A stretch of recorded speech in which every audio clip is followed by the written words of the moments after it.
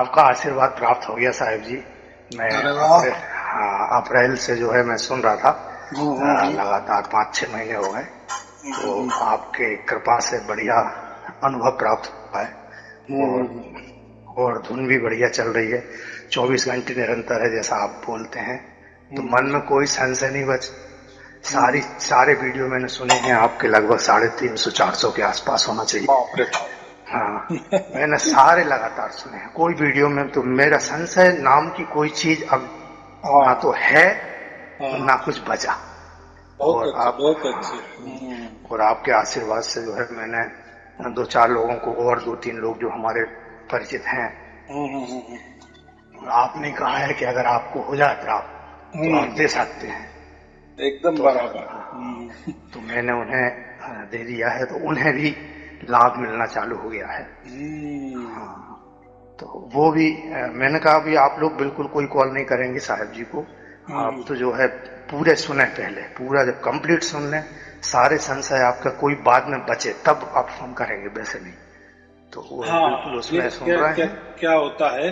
जी अगर अभी आपने फोन किया शुभ आशीर्वाद के लिए, बहुत जी अच्छी बात है, शुभ आशीर्वाद। जी और ऐसा ही जिसको प्राप्त हुआ उन्होंने कर दिए, तो जी जी मुझे भी समझ में आता है ना कि जी परमात्मा जी का काम बराबर चल रहा है। जी जी ये जी तो कोई सही। मेरा प्राइवेट काम नहीं है, या मेरी तो कोई गुरुगद्दी नहीं है। जी देखो, जी सही। परमात्मा के लिए क्या गुरुगद्दी होगी, क्या क्या धर्म होगा। जी और जी बिल्कुल परमात्मा बिल्कुल। को अगर हम धर्म में लाने लगे तो फिर वो परमात्मा किस काम का, जी, उसको ठप्पा हमारा कैसा परिवार लगा भी सकते हैं। हमारा परिवार भी कई दिनों से, मतलब पीढ़ियों से जुड़ा हुआ है कबीर हम्म। साहब से। हम्म। तो हमारे यहाँ आते हैं महात्मा और सब, ये हाँ। सब लगा है, लगातार चलता रहता है।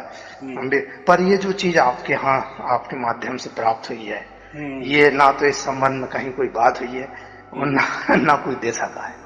तो ये तो एक अमूल्य निधि है जो हाँ, आप बांट रहे हैं, जो आप बराबर। सबको दे रहे हैं, उपलब्ध करवा रहे हैं। ये बहुत आपका तो। और आप बोलते हैं कि कोई गुरु मत बनाओ, पर आप तो हम्म। हमारे गुरु वैसे ही बन गए। भेदी गुरु तो हो ही गया हो आप। हैं? आपने भेद बताया तो भेदी गुरु आप हैं ही हैं। और आपने परमात्मा को लखाया तो आप गुरु अपने स्वतः बन गए हमारे तो। नहीं, तो बात ऐसी है, जी जब तक जैसा ये वर्ग होता है ना, वर्ग क्या जी बोलते हैं हम, कक्षा होती है ना, जी कक्षा जी में जी 50 विद्यार्थी होते हैं, बराबर। जी जी जी लेकिन जब तक कोई मास्टर नहीं आता तब तक वो जो मॉनिटर रहता है ना, वो जी जी संभालता है पूरा जी जी वर्ग, बिल्कुल। बराबर कि नहीं। तब बिल्कुल तक बिल्कुल फिर बराबर। लड़के एक दूसरे को बोल सकते हैं, जी छोटी आवाज में ये चलता है कुछ न कुछ। जी जी लेकिन जी जब जी मास्टर आ जाते हैं ना, तो मॉनिटर भी अपने अपनी जगह बैठ जाता है। जी जी जी और बिल्कुल सब फिर बिल्कुल। जो भी क्लास टीचर हो उसके जी सुनने लगते हैं। तो जी जी बात ऐसी है, जब तक परमात्मा खुद नहीं आए थे जी तब तक तब जी तक गुरु वगैरह करना, या गुरु के सानिध्य में रहना, या गुरु की बातें मानना, या जो भी गुरु परंपरा से आई जी है वो मानना, वो साधारण बात है ना। जी जी लेकिन जब कबीर साहब ने ये कहा कि मैंने 33 अरब ज्ञान बखाए और उसमें सार शब्द छुपाए, जी तो उन्होंने बहुत सारी साखियां लिखी है। जी लेकिन उसमें ये सार शब्द का शब्द आया है, बहुत बार आया जी है, हाँ, सार ऐसा शब्द तो बहुत हजारों बार बार आया आया है। है जी लेकिन बिल्कुल वो बिल्कुल। कैसा है, वो उसके बारे में उन्होंने बताया। सार शब्द कोई उपलब्ध भी नहीं करवाता। ये कहीं कोई ये लखाव करा दे या ऐसा कुछ है, वो गुरु का तो बोल नहीं, देते ये हैं कि देखो हमने ना, ऐसा है। फिर ये जो बातें होती है ना, गुप्त बातें होती, जी जैसे लोग क्या करते हैं बहुत सारे, कि जैसे कुंडलिनी जागृति होती है। जी जी कुंडलिनी जागृति एक्चुअली ये क्या प्रोसेस है। लोग बोलते हैं ये जागृत होने के बाद ये चक्र जागृत होने के बाद उसका लाभ ये होता है, जी फिर उसके बाद ये चक्र जागृति करना। जी तो मुझे एक बताओ, अगर ऐसा कुछ है तो हम जैसे जन्म लेते हैं ना, तो जी पूरे के पूरे चक्र क्यों नहीं ऑटोमेटिक जागृत होते, जी जी बिल्कुल। उनके लिए क्यों करना पड़ता है। हाँ, वो प्रयास करना पड़ता है उसके लिए सर पूरा। जैसे अभी देखो, मोबाइल कंपनी इतनी बढ़िया बढ़िया मोबाइल निकालते हैं, 50-50 जी हजार रुपए के। और कोई एक बंदा आता है, अरे ये मेरा 500 रुपए का एक ये ले लो, चिप ले लो, वो जी जी उसके पीछे लगाओ, तो आपको वो जो वाइब्रेशन है, वो जो कोई सिग्नल का है, वो आपके मेमोरी में नहीं जाएगा या आपको कुछ कैंसर वगैरह नहीं होगा। जी जी मुझे एक बताओ, जो कंपनी इतना 50,000 रुपए का मोबाइल बनाते हैं, वो ये 500 रुपए की चिप नहीं डाल सकते क्या? बिल्कुल बिल्कुल बिल्कुल कितनी सहज बात है। हाँ, बिल्कुल तो बिल्कुल सहज बात ऐसी होती है, जी जैसे कोई गांव होता है, जी तो बड़ा गांव होता है तो उसमें हॉस्पिटल भी आता है, उसमें पुलिस स्टेशन भी आ जाता है, उसमें पानी की टंकी भी होती है, उसमें स्कूल भी होता है, जी जी सब दुकानें भी होती है, सब कुछ होता है। जी बिल्कुल बिल्कुल। तो पूरा गांव का मतलब ही है सब चीजें। हाँ, जी जी किस लिए ये सब? इसके लिए, यानी लोगों के लिए, बराबर। जी जी अगर यह शक्ति भी अगर हमारे लिए होती, तो ये पहले से ही जैसा हमारा जन्म हो जाता है वैसे उसको वो एक एक चक्र जागरूक होने चाहिए और वो काम करने लगने चाहिए। जी है हमारे लिए अगर परमात्मा ने दिए है, लेकिन ऐसी बात नहीं होती। देखो, जी बड़े बड़े कॉम्प्लेक्स होते हैं ना, अभी तो सभी बिल्डिंग में, जैसे उसमें एक वो फायर ब्रिगेड का लगा हुआ होता है। जी जी फायर ब्रिगेड हाँ यानी कोई आग वगैरह हाँ, लग वो गई, फायर के लिए लगा देते हैं बड़ी बिल्डिंग में, ताकि आग लग जाए तो उसको तत्काल बहुत बुझा सकें। जी हाँ बराबर कि नहीं? ऐसे तो ये कैसे है, समझो ये जो चक्र है ना, ये फायर ब्रिगेड जैसे काम करते हैं। जब जी कभी ऐसी मुसीबत आ गई शरीर में, जी तो ये चक्र ऑटोमेटिक शुरू हो जाते हैं, ऑटोमेटिक। जी वो ऐसे ही लगे हुए होते हैं। अभी मैंने कहा ना, फायर ब्रिगेड कैसा हाँ है, तो उसका हाँ अलार्म ऑटोमेटिक बजने लगता है, कहीं भी धुआं निकलने लगता है, वो सेंसर में जाता है, सेंसर तुरंत वो एक्टिवेट हो जाता है, जी और वो बराबर बारिश भी होने लगती है जी बिल्डिंग के अंदर। ऐसे है जी ना बहुत सारे, अभी जी तो नए नए हाँ तंत्रज्ञान निकल गए हैं। जी जी बिल्कुल बिल्कुल। तो देखो, इसके पहले फिर क्यों नहीं करते? क्योंकि भाई आग लगी ही नहीं, हाँ, जब तक आग लगी नहीं तब तक बुझाने का तो कोई अभी मतलब वो नहीं है उसका। बिल्डिंग को भिगोने की क्या जरूरत है? हाँ हाँ हाँ, बिल्कुल बिल्कुल सही बात है। तो वैसे ही परमात्मा ने या सृष्टि ने या प्रकृति ने ऐसा समझो कि ये चक्र बनाए हुए हैं। जी इनमें एक चक्र भी एक्टिवेट हुए ना, उनमें बहुत सारी पावर होती है। जी लेकिन जी वो पावर किस लिए? वो इमरजेंसी के लिए रखी है। जी जी हमारे शरीर में इमरजेंसी के लिए रखी हुई है वो, जी और वो ऑटोमेटिक रखी हुई है। तो जी हम क्या करते हैं, या गुरु लोग क्या करते हैं, उसको एक्टिवेट करने की कोशिश करते हैं। तो जी यानी हम वो प्रकृति के खिलाफ जाते हैं। हाँ, जब जरूरत ही नहीं तब एक्टिवेट कर रहे हैं, क्योंकि अभी तो आग है नहीं। तो फिर वो हाँ क्या करती है, शरीर का नुकसान करती है। जी तो कोई लोग पागल भी हो जाते हैं। जी जी उसको तो समझ में नहीं आता क्या हुआ, गुरु को ही मालूम नहीं। गुरु तो बढ़िया बढ़िया ये मारता है कि नहीं, ये चक्र की मैं साधना बताता हूँ, ये चक्र में, वो चक्र में जाओ, फिर उसकी इतनी पंखुड़ियां होती है, उसमें ये शब्द होते हैं, उसमें ये नाद होते हैं, ये जागृत होने के बाद उसका फायदा ये होता है और ये होता है। ठीक है, सब कुछ बराबर है, सब कुछ अच्छा है, लिखा भी बराबर है पतंजलि योग में, सब बाकी। लेकिन मुझे ये बताओ, अगर इतना बढ़िया इंसान परमात्मा ने बनाया है, तो पहले से फिर एक्टिवेट क्यों नहीं किए? तो वो इमरजेंसी के लिए होते हैं। समझो कोई ऐसा, भी मैं एक उदाहरण दे देता हूँ। जी ऐसे हो जाता है कि कोई गहरी कुआं में धस गया, ढह जी गया कुआं में, हाँ हाँ पड़ा हाँ रहा, वो जी 4 दिन वैसे पड़ा रहता है, जी जी जब तक कोई उसको निकालते नहीं। तो जैसा उसको निकालते तो वो जिंदा हो जाता है। तो फिर वो 4 दिन किसने उसकी रक्षा की? तो अच्छा वो जो चक्र है, उसने जी उनकी रक्षा की। तो ऐसे बहुत सारे अच्छा, काम इस होते तरह हैं। की बड़ी इमरजेंसी के लिए है वो व्यवस्था। हाँ, वो प्रकृति ने ही वो बनाया है। जी वो क्या खिलवाड़ नहीं कर सकते हम उसके साथ। हो सकता है हम जिंदा भी है और मर भी जाएंगे, तो कभी काम भी नहीं आएंगे। जैसे मैंने बताया कि बिल्डिंग में हो सकता है 100 बरस भी बिल्डिंग हो गई, लेकिन कभी आग भी नहीं लगी, तो उसके लिए वो काम भी नहीं आए, वो जो जी भी यंत्रणा बिठाए। लेकिन हाँ हाँ बिठाना पड़ती है, हाँ यंत्रणा बैठानी पड़ती है। हॉस्पिटल है तो उसमें ऑक्सीजन प्लांट लगाना जरूरी है। जी यानी बिल्कुल ये जो है ना, या अग्निशमन दल, ऐसे बहुत सारे आप चीजें देखो कि वो लगवानी जरूरत पड़ती ही है। जी तो फिर हम बोलेंगे कि उसके साथ खिलवाड़ करेंगे, तो ऐसा नहीं। तो ये हुआ चक्रों की बात। तो ऐसे ही जो भी गुरु है ना, इसके पहले जब परमात्मा नहीं था ना, तो ये जो गुरु लोग देते हैं ना, वो उनकी जगह ठीक है, उनका शिष्य होना भी ठीक है। वो जैसे भी जो भी कुछ पढ़ाते हैं, कोई मंत्र देते हैं, तंत्र देते हैं, ध्यान देते हैं, वो सब बराबर है। देखो, सब गुरुजन पूजनीय, वंदनीय, आदरणीय ही है। मैंने ऐसा कोई कभी किसी को कहा नहीं कि वो गलत काम कर रहे हैं। नहीं नहीं नहीं, कभी नहीं ऐसा नहीं है। बताया, लेकिन अभी का जो वक्त है ना, अभी का, तो विषम विषा में ये राज मैं खोल दूंगा, ऐसा जो परमात्मा ने कहा।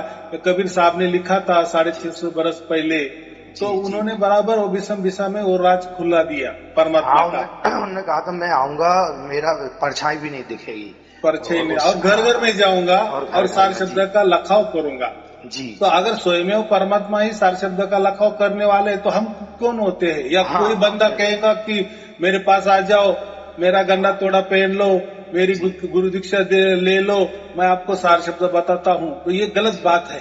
एक परमात्मा को कोई आप दे नहीं सकते, वो कोई बिकाऊ वस्तु नहीं है जी, बराबर। ये सरासर झूठ बात है। हाँ, ये तो आपके बहुत प्रवचनों में आया है, बराबर की नहीं। हाँ, उनमें वो तो बिल्कुल कोई संशय नहीं बचा इस बात में, तो हमें तो बिल्कुल परमात्मा उसी की कृपा से ही प्राप्त होगा, उसी के आशीर्वाद से वो अपनी गोद में हमें बिठाएगा, ये है। ये तो हमें आ गया है। मैं वही बोल रहा हूँ ना, ये गुरु लोग है, ये गुरु और शिष्य का नाता तो अभी का बना है ना। गुरु क्या जानता है शिष्य के बारे में? वैसा कहा गया तो कितना जानता होगा, कितनी देर तक जानता होगा, कितने समय से, कितने बरस से जानता होगा, और वो क्या दे सकता है और क्या दिया? नहीं तो भी शिष्य को गुरु क्या देता है? ज्यादा से ज्यादा मंत्र दे देता, बस कोई ज्ञान विधि बता देता, कोई तर्क बता देता, कोई विचार उसको दे देता, कोई बंधने लगा दे देता, बराबर। क्योंकि वो क्या बोलता है, मेरे गुरु ने मुझे ऐसा दे दिया तो मैं भी तुझे ऐसा ही दे दूंगा ना। फिर उसमें परमात्मा प्राप्ति हो ना हो, होती है ना होती है, मुझे मालूम नहीं, कुछ मालूम नहीं, लेकिन परंपरा से आया है ना, तो ऐसा ही चल रहा है जी। और चलता है। तो वो जो चल रहा है वो कोई बकवास है ऐसा नहीं है, वो बराबर चल रहा है। जिसको देखो, बहुत सारे ऐसा समझो 99.99% जो भी परमात्मा को प्राप्त करते हैं ना, बस विचारों से प्राप्त करते हैं कि मुझे ये मंत्र मिल गया, बस परमात्मा मिल गया, बस मिल गया, मान लिया। गुरु बोलते हैं ना कि ये जो मंत्र है ना, ये डायरेक्ट ऊपर से मेरे पास आया है और मैं तुझे दे रहा हूँ, तुझे ये मिलना तेरा भाग्य का ये हो गया, ये जन्म का सार्थक हो गया, बस शिष्य मान लेता है और रटते रहता है जी। यानी ये हो गया विचारों से मोक्ष जी। ऐसे ही बहुत सारे लाखों प्रकार के विचार है, या ऐसे समझो लाखों प्रकार के पंथ है, धर्म है, विचारधारा है, बहुत बहुत एक एक धर्म में ऐसा समझो हजारों हजारों प्रकार के रीति भाती है। शैव पंथ बोले तो हजारों प्रकार के शैव पंथ वाले हैं, अलग अलग उनकी विधि विधान, पूजा पाठ पद्धति, विचार बहुत है। आप अगर ऐसे चलेंगे ना और एक एक का सुनने लगेंगे ना, तो बस उसमें क्या है, लास्ट में इतना ही हमको समझ में आता है कि सभी एक विचार दे देते हैं कि विचारों से ही मोक्ष मिल गया। आपने गुरु धारण किए ना, बस आपको मोक्ष मिल गया, आपको मंत्र मिल गया, आपको मोक्ष मिल गया, आपको कोई मैंने ध्यान दे दिए, मोक्ष मिल गया। ऐसे पे चल रहा है ये सब लोग। ऐसे समझा है, बोलते हैं कुछ लोग, बोल आत्मा ही परमात्मा है, पर इसका तो आपने कई बार कहा है कि एक हो ही नहीं सकता ये। तो देखो, मैं वही बोला कि देखो, मैंने एक कहा ना कि भाई एक आपके अंदर एक मन है और एक आत्मा है जी। मालूम हो गया? अभी तू कौन है? मैं आत्मा हूँ, हो गया मोक्ष तुम्हारा। कोई दूसरा बोलेगा भाई एक आत्मा होता है और एक परमात्मा भी होता है, ये आत्मा नहीं होती, परमात्मा होता है, हो गया तुझे ज्ञान, हो गया तुझे मोक्ष। ऐसे मोक्ष की धारणा लोगों ने कर ली है, या बताने वाले बताते हैं, इन्हें कोई विचार देते हैं, बस अहम ब्रह्मास्मि बोल दो, हो गया मोक्ष तुम्हें, बोल दो अहम ब्रह्मास्मि। देखो, अहम ब्रह्मास्मि, अहम माने अहंकार, एक होता है संसारिक अहंकार जिससे हम संसार चलाते हैं, और एक होता है वैश्विक अहम जिसको हम परमात्मा परम अहंकार बोलते हैं जी। तो ये जो एक अहंकार होता है वो संसारी अहंकार होता है, गर्व कह सकते हैं उसको जी। लेकिन ये जो कहते हैं ना मैं ब्रह्म हूँ, उसका मतलब वो अहम से बोलते हैं। एक अहम धारा जो मैं बोला ना, वैश्विक धारा, उससे उसका वो अहम है। ये संसार वाला अहम नहीं, वो अहंकार से नहीं कहते कि मैं ब्रह्म हूँ, वो दूसरा हाँ। अहम से कहते हैं। वैसे ही शिव अहम, मैं शिव हूँ, तो उसमें वो जो अहंकार है वो अहम वाला अहंकार है, जी। यानी वो आध्यात्मिक अहंकार बोलो, हाँ। सांसारिक अहंकार नहीं। तो आध्यात्मिक अहंकार को अहम बोल देते हैं। जी जी तो ऐसी वैसा ही सोम का है। तो ये जो है ना बातें, जी। तो ये अहम वाला इसमें है, लेकिन एक प्रकार का है, वो अहंकार ही है ना।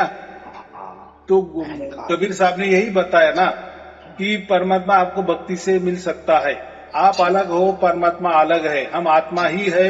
हाँ, आत्मा और परमात्मा का एक बाप बेटे का रिश्ता है, ये नाता हमारा नजदीक का है, बस इतना ही। क्योंकि जी। हम ही परमात्मा को प्राप्त कर सकते हैं, या परमात्मा हमको प्राप्त कर सकता है, आत्मा को ना मन को। बस यही तो इसमें भेद था। और कबीर साहब ने यही बताया कि वो उसकी ओर से प्राप्त हो जाता है। तो इसके पहले ऐसा किसी धर्म ने नहीं बताया, पंथ ने नहीं बताया, किसी और बाकी तो विचारधारा है, विचारों से वो मोक्ष मान लेते हैं। बस विचार से मुझे मोक्ष मिल गया, जी। वो तो उसे से मोक्ष। लेकिन कबीर साहब ने ये सब कुछ देखा कि ये ऐसा नहीं होता। अरे उसका कोई तो प्रमाण तो चाहिए ना, कोई रिजल्ट तो चाहिए ना, कि ऐसा विचारों से मान लेते हैं ना। जी जी। जैसे कोई गुरु कहता है ना कि मेरी पूजा आरती उठाओ, मुझे गुरु धारण करो, हो गया मोक्ष। क्या है उसमें? यानी ये सब जितने भी धर्म पंथ गुरु गद्दिया, जो ये सब विचारों पे आधारित है। आप विचार कर लो कि मोक्ष मिल गया, हो गया मोक्ष मिल गया, लेकिन ऐसा नहीं होता। सब विचारों से अगर होता है तो फिर सभी लोग मोक्ष बहुत चले लोग जाते, कोई पाप नहीं करेंगे बचता। और बोलेंगे मैं पुण्यवान बन गया। जी जी। चार खून कर देने देंगे और बाद में बोलेगा मैंने कुछ खून नहीं कर मोक्ष दिए, प्राप्त कर लिया। मैं अभी ये हो गया, निष्पाप हो गया, मेरा सब कुछ गया, मेरा पाप धुल गया, हो गया वो पाप। ऐसा ये विचार से नहीं होता है। देखो उनको ही कुछ मिला नहीं तो उनको तो विचार करना ही पड़ता है ना। इसलिए जी। धर्म पंथ के बारे में, ये परमात्मा के बारे में बहुत सारे लोगों ने विचार रखे हैं और बड़े बड़े धर्म ग्रंथ भी लिखे हैं। बस विचार लिखे हैं, उन्होंने तर्क लिखे, विचार रखे, बाकी कुछ उसमें ये नहीं है। लेकिन यही ये बात है। तो अभी आपने को किया, आपको परमात्मा प्राप्त होगा। अभी उसके साक्षी आप ही हो, आप ही आपके मुंह से बोल रहे हैं ना कि मुझे सार शब्द की प्राप्ति हो गई। वो घटना आपके साथ घटित हो गई ना। ये किसी को बता ही नहीं जा सकती, अकथ है एक तरह क्या से। बात बताएंगे? और वो कोई आवाज भी आवाज है कि आपने कानों से सुन रहे हो? कुछ भी नहीं है उसमें। कानों का कोई विषय नहीं, इंद्रिय को कोई विषय नहीं, वो बाहर से आता है, वो निर्लेप है। परमात्मा क्या है? निर्लेप है। यानी तुम्हारे शरीर है या 10 इंद्रियों के इसके अधीन मन या बुद्धि के अधीन वो आ ही नहीं सकता, वो पकड़ में आ ही नहीं सकता। कितना सीधा मतलब है। तो बात ऐसी है कि आपको प्राप्त हो गया, आपने मुझे फोन की, बहुत अच्छी बात है। और आप बोल रहे कि मैं दूसरों को बता रहा हूँ, वो भी बहुत अच्छी बात है। देखो आपको तो निस्वार्थ भाव से मिला ना।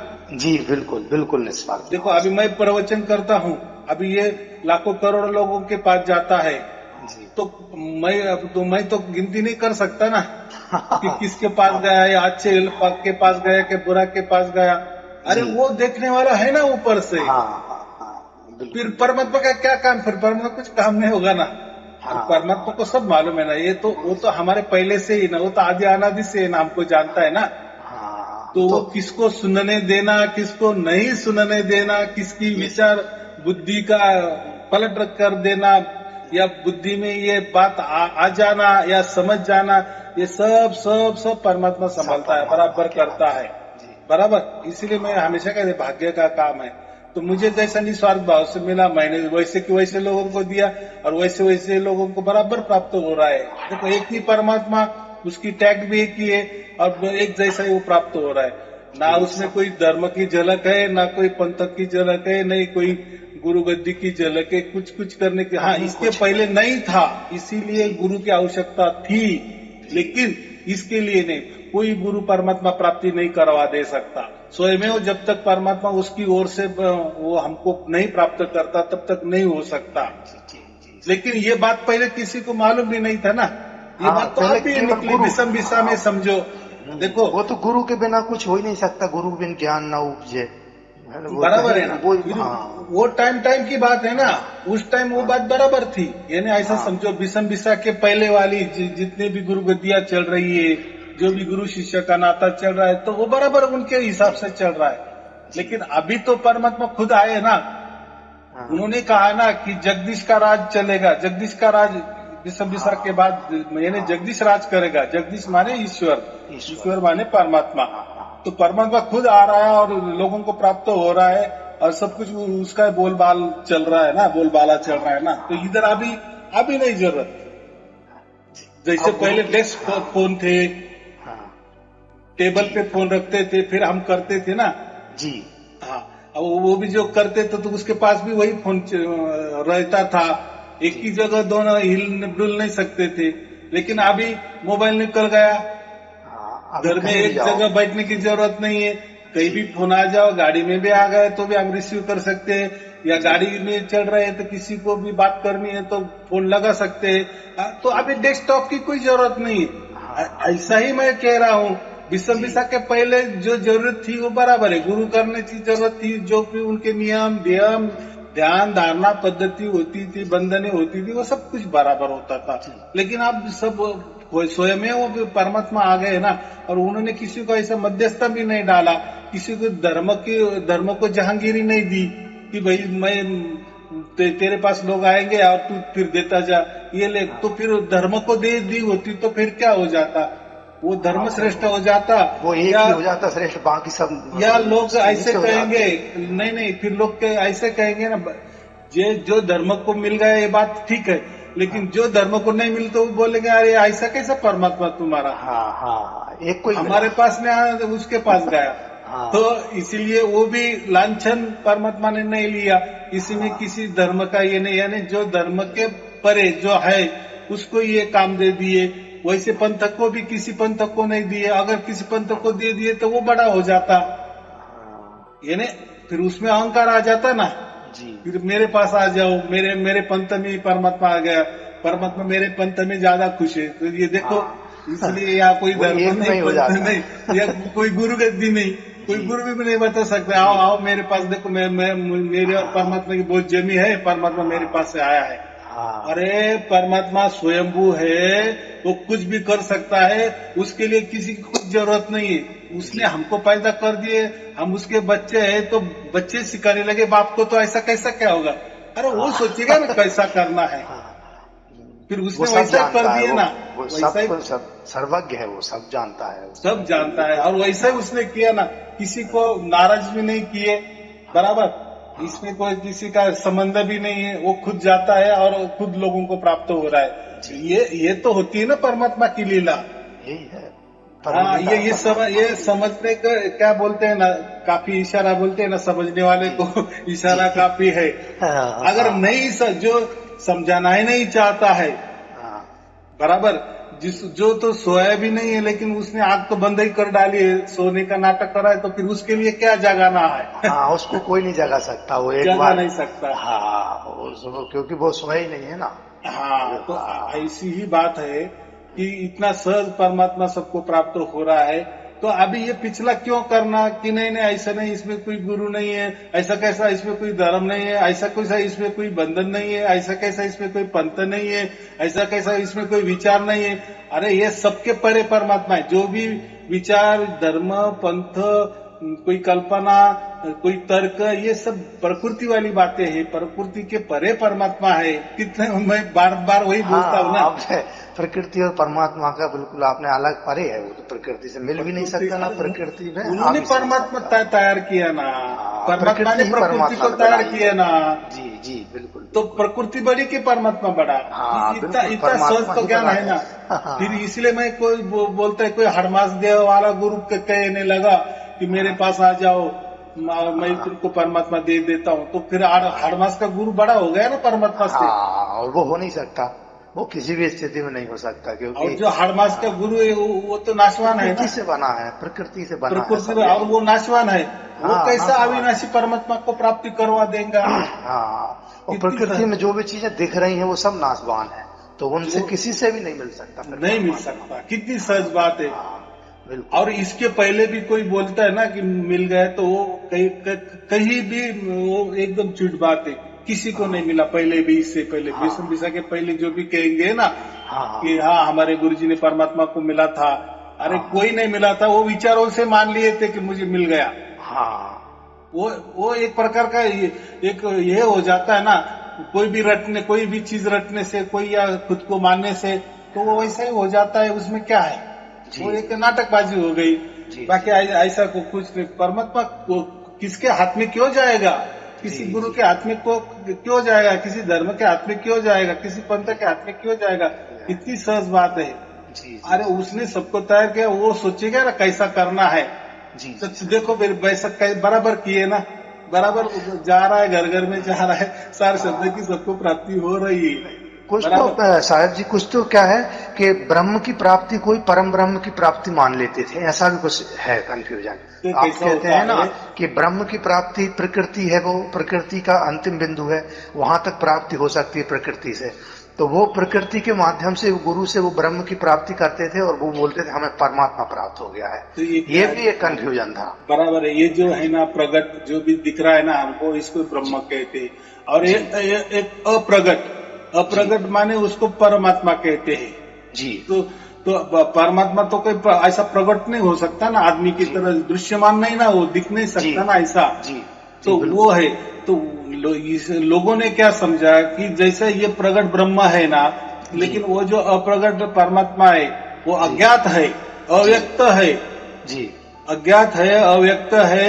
और वो जो अज्ञात में होने से कारण उसकी कोई प्राप्ति नहीं की जाती जी, और उसको कोई प्राप्ति नहीं करना, बस उसका ज्ञान हो गया ना, बस हो गया। लेकिन ये जो ब्रह्म है ना, जो हमारे आंखों से दिख रहा है, यानी ये जो ब्रह्मांड है ना, अगर इसकी प्राप्ति की तो हमें क्या होगा, तो हम तो ब्रह्मांड में रहते ना, तो इससे हमको सुख मिलेगा। तो कितनी सहज बात है। हाँ, बस यही। बाकी जो दिखता ही नहीं है, अव्यक्त है, अज्ञात में है, तो उसके पीछे क्यों लगना। क्योंकि इन्होंने जैसी ये प्रकृति हमारे अपने प्रयासों से, प्रयत्न से प्राप्त की, वैसा ही वो परमात्मा को प्राप्त करने लगे ना। तो ऐसा किसी को हुआ ही नहीं।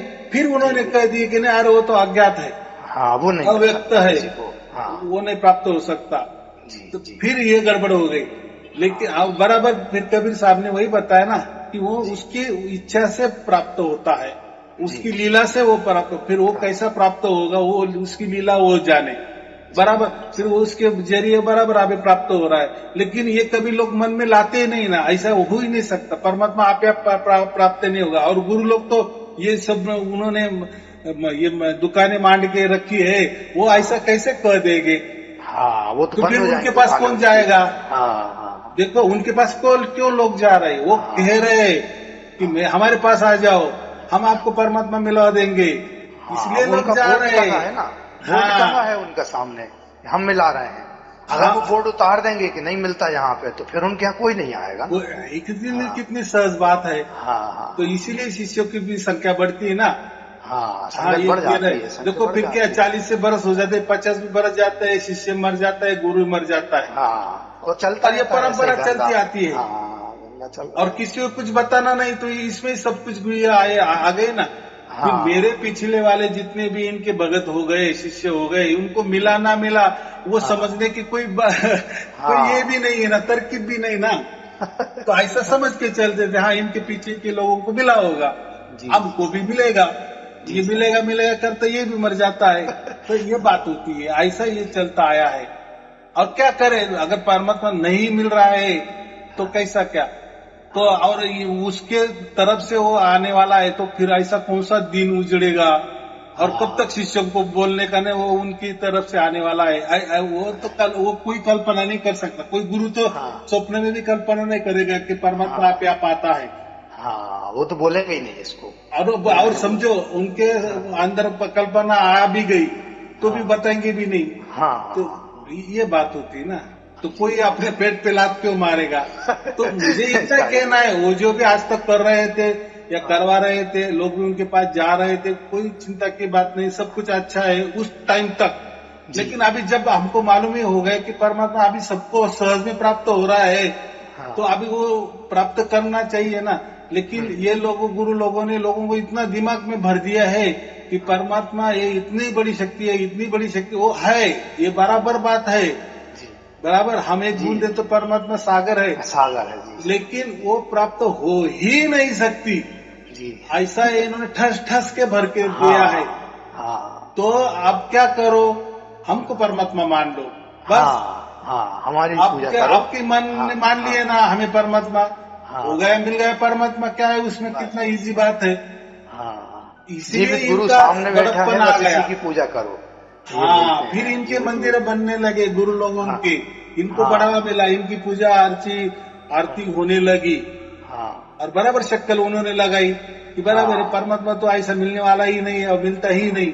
हाँ और वो चल रही है अभी भी शायद वैसे ही चल लेकिन रहा है। देखो, सब जो चीज होती है ना, सत्य होती है ना, तो वो होती ही है। तो फिर उसको सत्य भी नहीं कहेंगे ना हम। जी अगर परमात्मा होता ही नहीं तो फिर परमात्मा की बातें करना वो सत्य है, वो बातें भी नहीं रही थी ना। लेकिन ऐसा नहीं ना, देखो सभी तो मान रहे हैं ना कि है कुछ तो भी सत्य है मानते हैं। जी सर ठीक है, हमको नहीं मिल रहा है तो हम कहेंगे कि नहीं है वो, लेकिन है तो कह रहे हैं ना। जी जी हमारी पहुंच नहीं है, ये ठीक है। हम हाथ भर है, हम नहीं पहुंच सकते उसके पास इस पर, लेकिन है तो ना, है माने है। तो यही कबीर साहब ने करके दिया ना कि जब वो स्पंदन आने लगते हैं और हम फिर वो अखंड स्पंदन परमात्मा के शक्ति के, वो स्पंदन माने शक्ति, वो एक स्पंदन के रूप में आती है और वो हमको ही उसकी ये हो जाती है। वो जो स्पंदन होने लगते हैं निरंतर अखंडित, जी वो शक्ति के स्पंदन है, तब हम जान सकते हैं कि अरे हाँ, वो तो बराबर परमात्मा हमें प्राप्त हो गया। बराबर परमात्मा का एक शक्ति है, एक एनर्जी है। जी जी बराबर। तो अभी प्राकृतिक लोगों ने क्या है, किसी ने पुरुष बना दिए, किसी ने उसको स्त्री भी बना दिए, किसी ने दोनों भी बना दिए, शिव और शक्ति दोनों का मिलाप कर दिए। सोम का मतलब क्या आता है? सोम का मतलब शिव और शक्ति। शिव शक्ति जी। जैसे शिवम का मतलब क्या होता है कि मैं ही शिव हूँ जी। अहम ब्रह्मास्मि का मतलब क्या होता है? मैं ही ब्रह्म हूँ। वैसा सोम का मतलब क्या होता है? मैं दोनों भी हूँ, यानी शिव भी हूँ, शक्ति भी हूँ, मिक्सिंग, जो कुछ है वो मैं ही हूँ। दोनों मिक्सिंग, शिव और शक्ति। लेकिन शिव हम में क्या होता है? सिर्फ मैं शिव हूँ, शिव हूँ, मैं ही शिव हूँ। और सोहम में क्या होता है? शिव और शक्ति दोनों का मिलाप मैं हूँ। ऐसा ये डिफरेंस है शिवोहम में और सोहम में। तो वो भी एक मानना है, मुझे शिव शक्ति की प्राप्ति हो गई, यानी सोहम कह दिए तो वो बोलता है हो गया, मोक्ष मिल गया मुझे, गुरु ने सोहम मंत्र दे दिए, शिव शक्ति का मंत्र दे दिए, यानी ये सब मान रहे, मान के चढ़ रहे कि मोक्ष मिल गया। लेकिन ऐसा इतना सहज बात नहीं है। ऐसा होता ना तो पुस्तकें सोम की पुस्तकें भरी होती, ये सोम पढ़ो, ये जपो, ये करो, या शिवम कहते जाओ, आम ब्रह्मास्मि करते जाओ, मिल जाएगा मोक्ष। ये वो भाव है, शिवहम एक भाव है, सोहम एक भाव है, आम ब्रह्मास्मि एक भाव है। वो भाव में रहना, जब तक नहीं मिलता तब तक समझते चलना। लेकिन वो भाव भी क्या दर्शाता है कि मैं ब्रह्म हूँ, यानी मैं परमात्मा हूँ। अभी देखो हो सकता है क्या? और जब हमें मिल गया तो हमें समझ में आ गया कि हम आत्मा अलग है और परमात्मा अलग है। ये तो भेद है ना। गुरु भेद किसको बोलते हैं? यही भेद आप हम दिया ना परमात्मा कबीर साहब ने, यही भेद बताया कि नहीं, एक कहूँ तो होना ही और दो कहूँ तो गाली।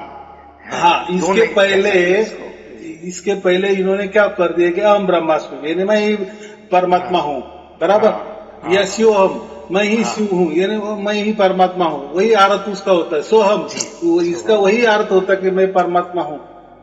लेकिन ये भेद जब कबीर साहब ने बताया कि नहीं, आप अलग हो, परमात्मा अलग हो, आप आत्मा ही हो, आप ही आदि अनादि हो, आपका भी मृत्यु नहीं होता, आप भी अजर अमर हो, वैसा परमात्मा भी अजर अमर है।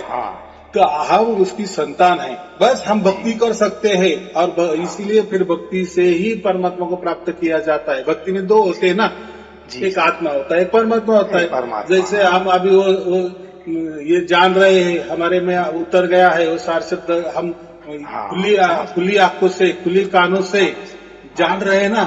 हाँ, एक बिल्कुल। मन हमारा काम कर रहा है और आत्मा हमारी वो शब्द सुन रहा है, हाँ, यानी वो उसका काम कर रहा है। ये तो सामने हो रहा है ना, दोनों हाँ, भी बिल्कुल। दिख रहे हैं ना, मन भी ये दिख तो रहा है और प्रत्यक्ष यहाँ है। ये भी प्रत्यक्ष है, दिख रहा कोई है। प्रमाण नहीं चाहिए उसे, और ये प्रत्यक्ष दोनों है। का जो साक्षी होता है वही परमात्मा होता है। जी, जी लेकिन साहब। वो साक्षी भाव में रहता है, इतना ही। वो जी थोड़ा साहब। गहरी वाला विषय है। लेकिन ये तो समझ में आ गया ना, अगर आत्मा ही आत्मा, आप अंदर भी बाहर है, तो फिर आत्मा किसको देखेगा? ये मन को देखेगा। और ये मन क्या है? ये मन तो ये शरीर का एक भाग है, शरीर का निर्गुण निराकार ये है। इसको कैसा मोक्ष मिलेगा? जी सर। या वो मन ने ही आत्मा को पकड़ लिए, उससे क्या? अरे आत्मा तो तुम्हारे अंदर है, वो तो बोलता चलता, ये तो सब साक्षी है ही। जी, वो क्या प्राप्त करने वाले? वो तो जी, आपके जी। अंदर ही है। वो तो बच्चे को भी मालूम है, बच्चे को ही मालूम है कि मेरे अंदर आत्मा है और मैं मनुष्य हूँ।